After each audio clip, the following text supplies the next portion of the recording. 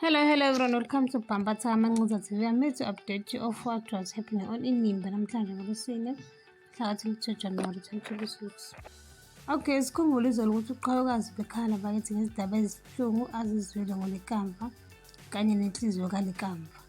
Namhlanje umawethu uthola i-voice note from uqhayokazi uyasho ukuthi uyaxolisa kumphendula emva kwesikhathi eside wase wamtshela ukuthi uyasazi isimo ukuthi simo kanjani and ngeza ukuzombona akunankinga. Wajabula bakithi umawethu wazobhiselana naye i-voice note esho ukuthi uyajabula kakhulu ukuzwa i-voice kaqhayokazi.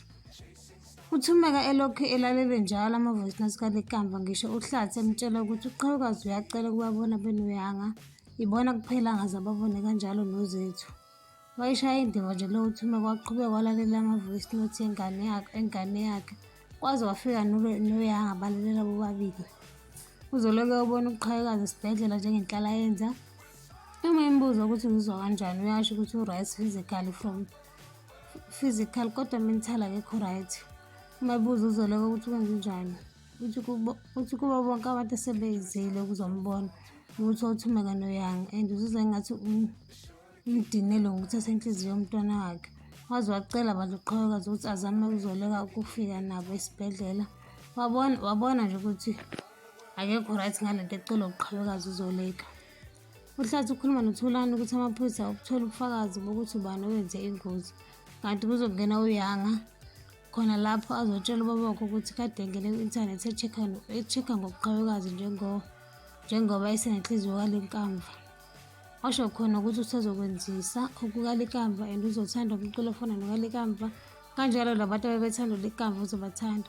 Ukusho ukuthi nje uqhayokazi usazophila impilo kaLekamva. UThandeka ulethela uThumeka ukudla lapho uThumeka uthi akalambile yena. Akabange ngesaphothi samaseko uThandeka wavele wabuza uThumeka ukuthi uzoya nini ukuyobona uqhayokazi njengomntwana wakhe. Wavele nje wathi uThumeka unomama wakhe kanye notata wakhe. Wathi uThandeka kodwa nawe ungumama wakhe and wena umkhulisile uqhayokazi. Finally wafika uThumeka esibhedlela kusho ukuthi ugcine evumile. Wathi uyasihlekisa bakuthi uqhayokazi wavele wamgqolozela kakhulu uThumeka. Wanyusa ingubo lena yasesibhedlela ngoba bekuvele lapho kuthengelwe khona inhliziyo.